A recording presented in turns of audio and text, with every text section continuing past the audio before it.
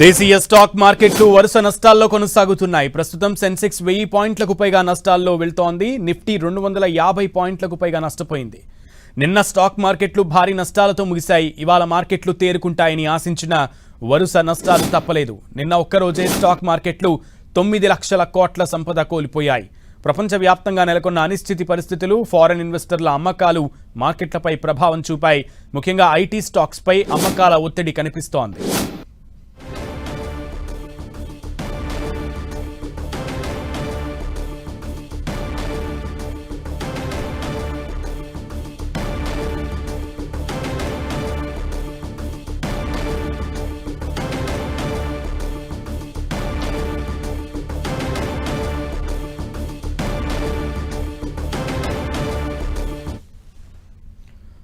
Right, ఓ ప్రక్కన సూచీలు downfall కొనసాగుతోంది. దాదాపు నిన్న మార్కెట్లు 9 లక్షల కోట్ల వరకు కూడా మదుపర్ల సంపద ఆవిరైపోయినటువంటి పరిస్థితి. సో అసలు దీని అంతటికీ కారణం ఏంటి, అండ్ ఇంటర్నేషనల్గా నెలకొన్నటువంటి గ్లోబల్ అనిశ్చితి ఎటువైపు ప్రయాణం చేసేలాగా చేస్తోంది అనే విషయాలన్నింటినీ కూడా తెలుసుకుందాం. And more over gold and silver rates కూడా ఓ పక్కన హైకి వెళ్ళిపోతున్నాయి.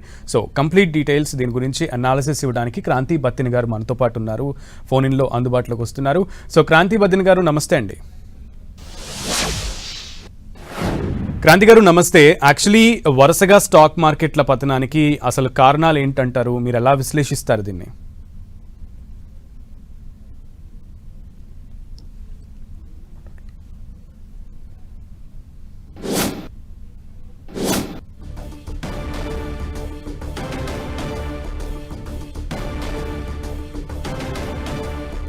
వరుసగా స్టాక్ మార్కెట్లు పతనం దిశగా వెళ్తున్నాయి. బేర్ సిచ్యువేషన్ వస్తుందా అనే భయాలను కలిగిస్తున్నాయి. మదుపర్లలో వరుసగా భారీ నష్టాల్లో స్టాక్ మార్కెట్లు ఉంటున్నాయి. నిన్న స్టాక్ మార్కెట్లు భారీ నష్టాలతో ముగిశాయి. ఇవాళ మార్కెట్లు తేరుకుంటాయని ఆశించినా కూడా అదే ర్యాలీ కంటిన్యూ అవుతోంది. వరుస నష్టాలు తప్పట్లేదు. నిన్న ఒక్కరోజే స్టాక్ మార్కెట్లు దాదాపు 9 లక్షల కోట్ల సంపద కోల్పోయింది. ప్రపంచవ్యాప్తంగా నెలకొన్నటువంటి అనిశ్చితి పరిస్థితులు, ఫారెన్ ఇన్వెస్టర్ల అమ్మకాలు మార్కెట్లపై ప్రభావం చూపుతున్నాయి. ముఖ్యంగా ఐటీ స్టాక్స్పై అమ్మకాల ఒత్తిడి కనిపిస్తున్నటువంటి పరిస్థితి ఉంది. నిన్న ఒక్క హెచ్డిఎఫ్సికి కొంచెం సపోర్ట్ లభించింది తప్పితే మిగతా అన్ని షేర్లు కూడా నష్టాలు బాటపట్టాయి. ముఖ్యంగా బజాజ్ ఫినాన్స్ కానీ, ఇండస్ఇండ్, ఇంకా ఇలాంటి మొత్తం చాలా సెక్టార్లన్నీ కూడా, చాలా స్టాక్స్ అన్నీ కూడా నష్టాల వైపే చూశాయి. సో అసలు ఈ అనిశ్చితికి కారణం ఏంటి, అండ్ డౌన్ఫాల్కి రీజన్ ఏంటి, ఎక్కడ సపోర్ట్ లభించే అవకాశం ఉంది, అసలు వరుసగా స్టాక్ మార్కెట్ల పతనానికి కారణాలు ఏంటనే దాని గురించి అనాలిసిస్ చేయడానికి మనతో పాటు ఫోన్ ఇన్లో అందుబాటులోకి వచ్చారు లైవ్లోకి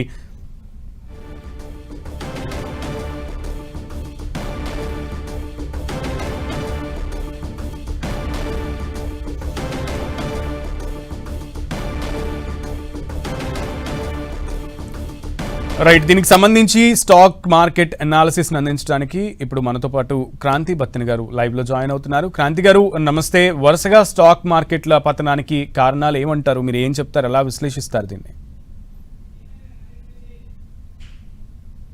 హలో యా క్రాంతి గారు.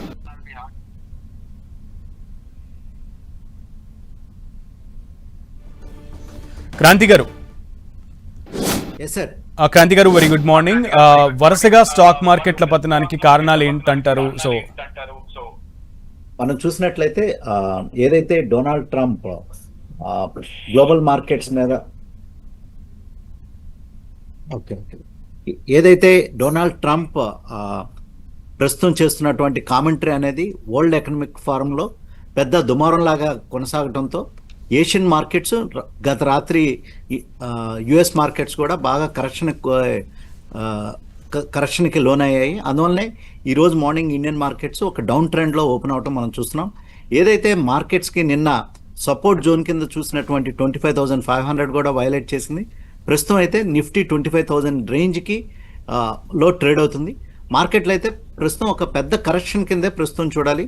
ఇండియన్ మార్కెట్స్, యుఎస్ మార్కెట్స్, అంతేకాకుండా జపాన్లో బాండ్ ఈల్డ్స్ పెరగడంతో ఓవరాల్ గ్లోబల్ మార్కెట్స్ కూడా ప్రస్తుతం ఒక డౌన్ ట్రెండ్లోనే ఉంటాం మనం ప్రస్తుతం చూస్తున్నామండి. రైట్ సార్, అంటే ఏ స్టాక్స్ ఎక్కువగా నష్టపోతున్నాయి, దీనికి కారణాలు ఏంటి?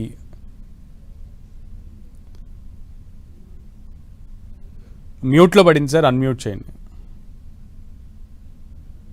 ప్రస్తుతం అయితే overall market broad based sell off అనేది మనం ప్రస్తుతం చూస్తున్నాం.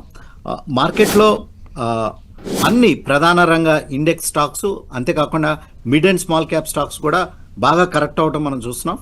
మార్కెట్లో కనుక చూసినట్లయితే ప్రధానంగా లార్జ్ క్యాప్ స్టాక్స్, ఇండెక్స్ పడినప్పుడల్లా లార్జ్ క్యాప్ స్టాక్స్లో మనం కరెక్షన్స్ చూస్తుంటాం. కానీ ప్రస్తుతం అయితే mid and small cap stocks కూడా బాగా కరెక్ట్ ఫేజ్లో ఉంటాం ప్రస్తుతం మనం చూస్తున్నాం. ఇండెక్స్ స్టాక్స్లో కనుక చూసినట్లయితే బాగా పడిన stocks HDFC life, Jio financial, Cipla, అంతేకాకుండా టీసీఎస్, ఇటువంటి స్టాక్స్లో ప్రస్తుతం అయితే కరెక్ట్ ఫేజ్లో ఉంటాం మనం చూస్తున్నాం. క్రాంతి గారు, అయితే బడ్జెట్ రాబోతోంది, కేంద్రం బడ్జెట్ ప్రవేశపెట్టబోతోంది. దానికి ముందు స్టాక్ మార్కెట్ల నష్టాలను మనం ఎలా చూడొచ్చు? మీరు చాలా ఇంపార్టెంట్ క్వశ్చన్ రైట్ చేశారు. ప్రస్తుతం ఉన్నటువంటి ఈ గ్లోబల్ టర్మాయిల్ అనేది ఎక్స్టర్నల్ గా ఎసెన్చువేట్ అయింది.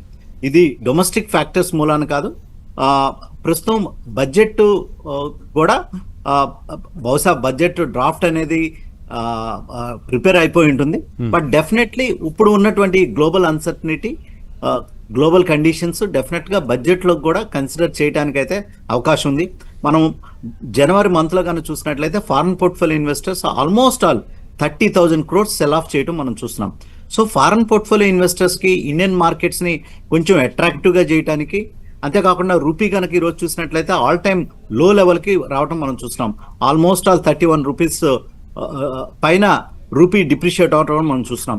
సో ఫారెన్ పోర్ట్ఫోలియో ఇన్వెస్టర్స్ కి అట్రాక్టివ్ గా ఇండియాలో చేయటం, అంతేకాకుండా ఇప్పుడు ఎక్స్పోర్ట్స్ మీద గత కొన్ని సంవత్సరాలుగా మార్కెట్స్ అనేవి డిపెండెన్స్ అనేది పెరిగింది. కానీ ఈ ప్రస్తుతం ఈ టారిఫ్ వరీస్, ఈ గ్లోబల్ అన్సర్టనిటీ ఎక్కువ పెరగడంతో డొమెస్టిక్ డిమాండ్ పెంచడానికి ఏ రకంగా మెజర్మెంట్స్ తీసుకోవాలో ఎక్కువ తీసుకుంటాకే అవకాశం ఉంది వచ్చే బడ్జెట్లో. అంతేకాకుండా మనం చూసినట్లయితే India lot of trade deals అనేది చేస్తుంది. అంటే ప్రస్తుతం మనం చూసినట్లయితే నెక్స్ట్ ఇంకో 3-4 days లో యూరోపియన్ యూనియన్ తో ట్రేడ్ డీల్ కి రెడీ అవుతుంది. సో ఇటువంటి ట్రేడ్ డీల్స్ కూడా మార్కెట్ యొక్క సెంటిమెంట్ ని పాజిటివ్ గా తీసుకురావడానికి అవకాశం ఉంది. ఈ రోజు మార్కెట్స్ ఎక్కువ గ్లోబల్ అన్సర్టనిటీ, గ్లోబల్ మార్కెట్స్ లో వచ్చినటువంటి కరెక్షన్ తో మార్కెట్స్ మీద సెల్లింగ్ ప్రెషర్ అనేది పడింది. అంతేకాకుండా మనం ప్రస్తుతం ఎర్నింగ్ సీజన్ Q3 లో ఉన్నాం అనమాట. Q3 ఎర్నింగ్ సీజన్ కూడా నడుస్తూ ఉంది. అంటే కంపెనీస్ యొక్క ప్రాఫిట్స్ ని డిక్లేర్ చేయడం, కంపెనీస్ యొక్క ప్రాఫిట్స్ కూడా అంత పెద్ద ఎంటైసింగ్ గా లేకపోవడంతో మార్కెట్స్ లో సెల్ ఆఫ్ అనేది ప్రస్తుతం చూస్తున్నాం. రైట్ క్రాంతి గారు, అయితే ఇక్కడ జియో పాలిటిక్స్, ఇందాక ఇంటర్నేషనల్ గా నెలకొన్న టెన్షన్స్, జియో పాలిటిక్స్ అండ్ ముఖ్యంగా టారిఫ్ వార్, సో ఇవి బాగా ఎక్కువ ప్రభావితం చేస్తున్నాయి డౌన్ ఫాల్ కి అని అనుకోవచ్చా? ముఖ్యంగా టారిఫ్ వార్ దేనికి సంకేతంగా చూడొచ్చు మనం? డెఫినెట్ గా మీరు చెప్పినట్లే ప్రస్తుతం ఉన్నటువంటి జియో పాలిటిక్స్, అంతేకాకుండా ఈ టారిఫ్ వార్స్ అనేవి ప్రస్తుతం మార్కెట్లో ఒక అన్సర్టనిటీ అనేది క్రియేట్ చేస్తున్నాయి. నెక్స్ట్ గ్లోబల్ ఒకటి అర్థం చేసుకుంటే కనుక గ్లోబల్ రీసెట్ అనేది జరుగుతుంది. ఏదైతే యుఎస్ మరియు it's alliances, close alliances countries అయినటువంటి యూరోపియన్ యూనియన్ మీద ప్రస్తుతం అయితే ఒక టగ్ ఆఫ్ వార్ అనేది నడుస్తుంది.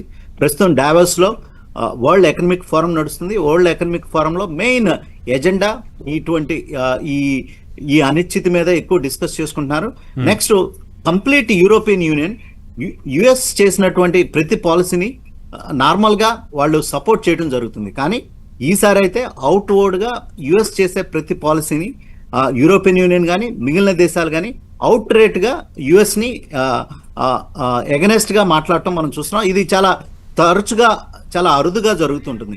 ఎందుకంటే యుఎస్ చేసిన ప్రతి పాలసీస్ వీళ్ళకి అనుకూలంగానే ఉండటానికి అవకాశం ఎప్పుడు ఉంటుంది. కానీ ఏంటంటే ఈసారి US Donald Trump policy making కానీ, వాళ్ళ యొక్క ఫారెన్ పాలసీ కానీ ప్రతి ఈవెన్ వాళ్ళ క్లోజెస్ట్ అలైస్ కూడా ఎగనెస్ట్ గా ఉంటాం మనం చూస్తున్నాం.